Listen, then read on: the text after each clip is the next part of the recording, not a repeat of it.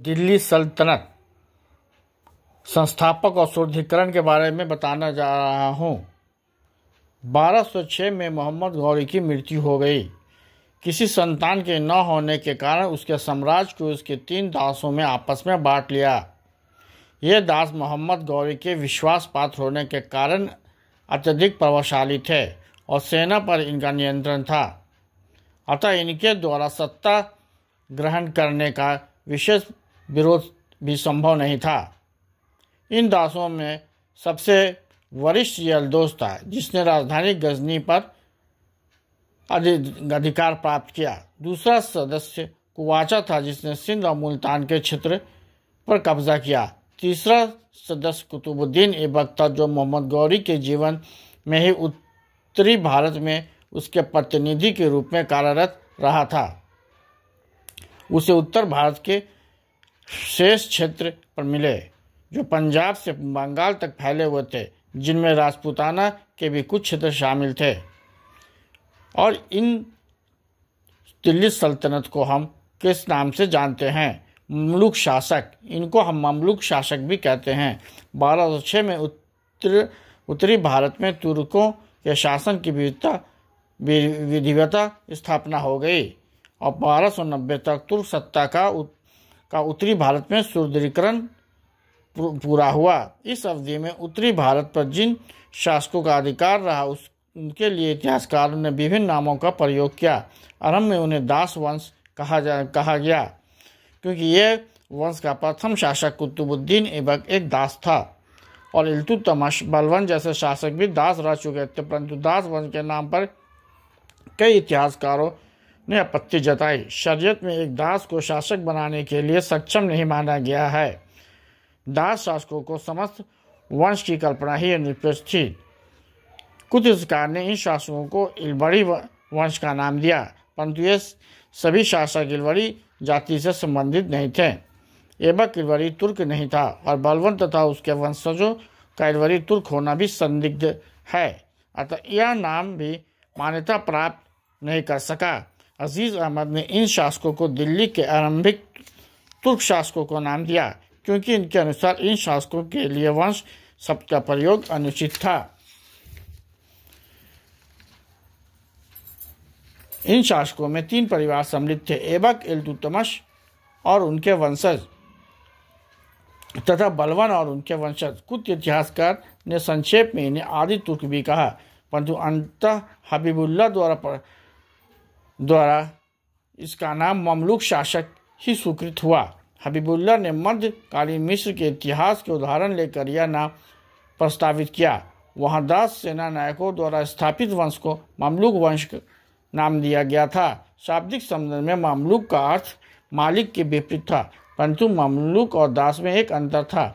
दास आमतौर पर जन्मजात दास था और ममलूक स्वतंत्र माता पिता का संतान था, जो जन्म के समय भी आज़ाद था। इस प्रकार 1206 से 1290 तक भारत पर शासन करने वाले शासकों को ममलूक नाम से संबोधित किया गया और ये शासक थे कुतुबुद्दीन ऐबक, आराम शाह, शमसुद्दीन इल्तुतमिश, रुकनुद्दीन फिरोज शाह, रज़िया सुल्तान, मुइज़ुद्दीन बहराम शाह, अलाउद्दीन मसूद शाह, नसरुद्दीन महमूद शाह, यासुद्दीन बलबन, मुइज़ुद्दीन कौकोबाद, कैमस। कुतुबुद्दीन ऐबक पहला बादशाह जो था सल्तनत देश का, वो था कुतुबुद्दीन ऐबक। 1206 ईस्वी में मोहम्मद गौरी की मृत्यु के बाद उसके साम्राज्य का विभाजन के फलस्वरूप उत्तर भारत के प्राप्त कुतुबुद्दीन ऐबक को उत्तर भारत प्रांत कुतुबुद्दीन ऐबक को प्राप्त हुए थे। यह एक विस्तृत क्षेत्र है, जिसमें सिंध मुल्तान को छोड़कर गौरी के भारतीय साम्राज्य के सभी भाग शामिल थे। इसमें सियालकोट, लाहौर, अजमेर, झांसी, दिल्ली, मेरठ, कन्नौज, बनारस, बिहार, लखनौती के क्षेत्र शामिल थे। लेकिन राजपूताना के कुछ क्षेत्र जैसे कलिंजर, थानगिरी आदि में राजपूतों का विरोध आरंभ हो चुका था। इन क्षेत्र में तुर्कों की सत्ता पुनः संगठित करना अनिवार्य था। बंगाल और बिहार भी दिल्ली के प्रभावशाली नियंत्रण में नहीं थे, अतः ऐबक ने साम्राज्य विस्तार से ज़्यादा राज्य की सुरक्षा और ध्यान दिया। ऐबक एक अनुभवी व्यक्ति था। उसने उत्तर भारत में काफ़ी समय तक निवास किया। 1192 से 1206 तक वह भारत में गौड़ी के प्रतिनिधि के रूप में काम किया था। इस काल में उसने उल्लेखनीय सैनिक उपलब्धियां प्राप्त की थी। उसने अजमेर के सीमावर्ती क्षेत्र में राजपूतों के विद्रोह का दमन किया था। उत्तरी भारत में उसकी शक्ति की तीव्रता को देखते हुए ही उसके अन्य प्रतिद्वंदी ने उसका एक अधिकार मान लिया था। अपने शासन के आरंभ में ऐबक ने इन दोनों प्रतिद्वंदियों अर्थात यल्दौज और कुवाचा के प्रति मित्रता की नीति अपनाई, लेकिन यह स्थिति अधिक दिनों तक बनी नहीं रही। जल्द ही ऐबक को समस्याओं का सामना करना पड़ा।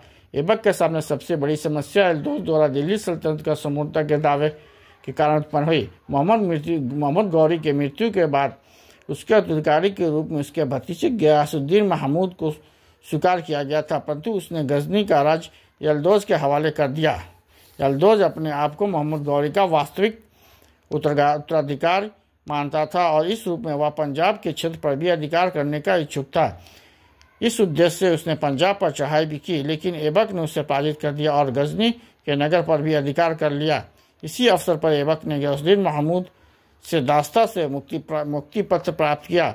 कुछ इतिहासकार के अनुसार गयासुद्दीन महमूद ने उसे दिल्ली पर शासन करने का अधिकार पत्र भी प्रदान किया। गजनी में ऐबक का निवास संक्षिप्त रहा क्योंकि वहां की प्रजा यल्दौज के समर्थक थी और जल्दी ही यल्दौज ने गजनी पर पूरा अधिकार कर लिया।